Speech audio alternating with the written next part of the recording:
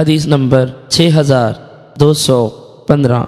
حضرت انس بن مالک رضی اللہ عنہ بیان کرتے ہیں کہ رسول اکرم صلی اللہ علیہ وسلم کے دور میں چار شخصوں نے قرآن مجید جمع کیا اور یہ تمام کے تمام انصار سے تعلق رکھتے تھے۔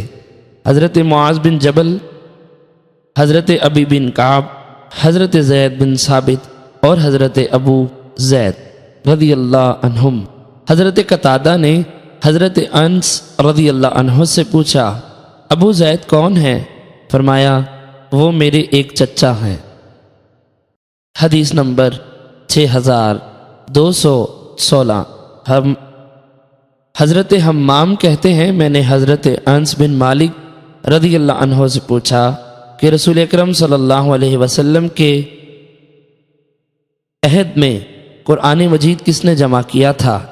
انہوں نے فرمایا 4 آدمیوں نے جمع کیا اور ان چاروں کا تعلق انصار سے ہے۔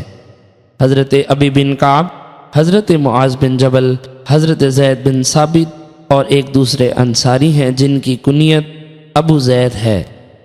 حدیث نمبر 6217۔ حضرت انس بن مالک رضی اللہ عنہ بیان کرتے ہیں کہ رسول اکرم صلی اللہ علیہ وسلم نے حضرت ابی بن کعب رضی اللہ عنہ سے فرمایا، اللہ تعالیٰ نے مجھے حکم دیا کہ میں آپ کے سامنے قرآن مجید پڑھوں۔